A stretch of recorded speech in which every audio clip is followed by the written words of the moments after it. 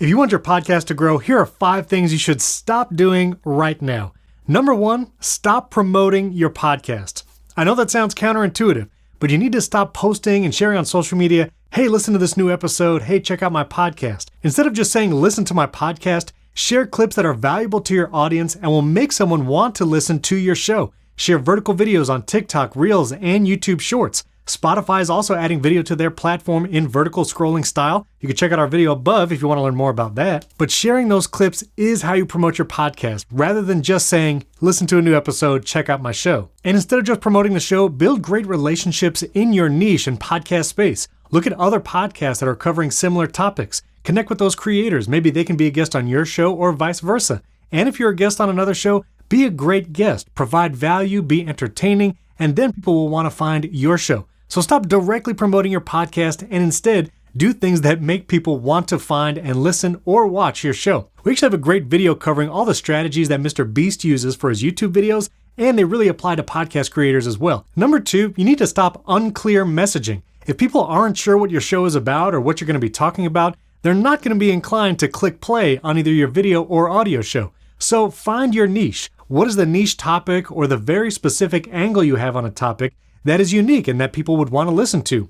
And think about, does your show educate, inspire, or entertain? Your show should be doing at least one of those, maybe all of them. Is it entertaining? Are you being funny? Does someone want to listen because they want to escape their world and they want to laugh? Or do people come to listen and watch your show because they want to learn how to do something or learn how to strategize, do better in their business? Figure out what your niche topic is and what your podcast provides to its audience, and then you can be clear about your messaging. As you strategize and plan your show, who is it for? When you ask that question, who is it for, then you can imagine a single person. Maybe it's someone wanting to learn, or maybe it's someone wanting to be entertained. Think about that single person, and when you craft your messaging, your social media post, and your other promotional content, you can think about that single person and target them. And when you target them, then you'll be able to attract a wider audience because you have clear messaging on what your podcast is about.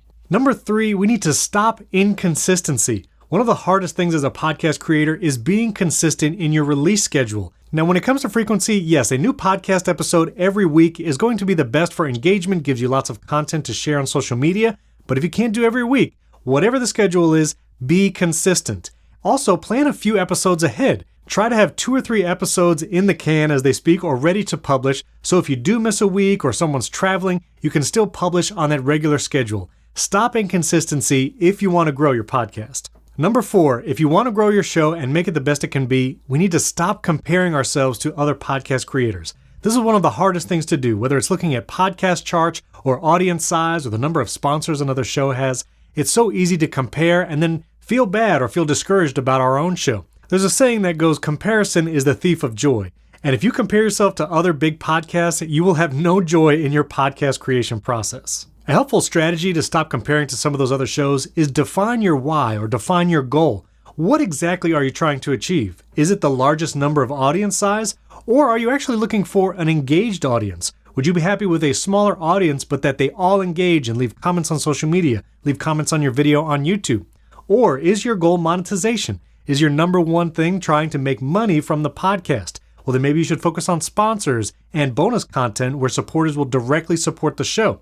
Whatever your why is, figure out that goal and then focus on that. Then you won't be so inclined to compare your show to all the other shows out there. Just compare your show to what it was last week. Try to improve your podcast episode by episode, week by week, slowly and incrementally, and a year from now, you will have an incredible show with an engaged audience, hopefully reaching your goals. Finally, number 5, if you want to grow a podcast, we need to stop quitting. So many podcasts out there will start, they'll get a few episodes in, and then just leave it by the wayside. They can't keep it going.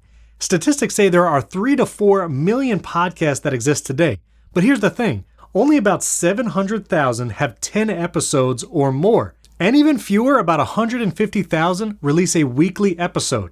So if you can stay consistent and publish a weekly episode of your podcast, you're really only competing with about 150,000 podcasts instead of the 3 to 4 million that you hear about in the statistics. So stop marketing your podcast, instead share valuable content in TikTok, Reels, and on YouTube Shorts. Stop the unclear messaging, figure out your niche, who your audience is, and target them specifically. Number 3, stop the inconsistency. Find a regular release schedule that you can stick with and handle and publish consistently. Number 4, stop comparing your show to all the other big shows out there. Figure out your particular goals and aim for those. And number 5, stop quitting. Publish a year consistently of your podcast, and you will have some engaged audience members, viewers, and listeners that you will find value in, and they find value in your content. And if you need help starting a podcast or you're recording with remote co-hosts and guests, record with Riverside. We make it easy to get high quality audio and video for all of your podcast episodes. And if you subscribe to our channel right here on YouTube, we have lots of information on building a video podcast setup, USB microphones,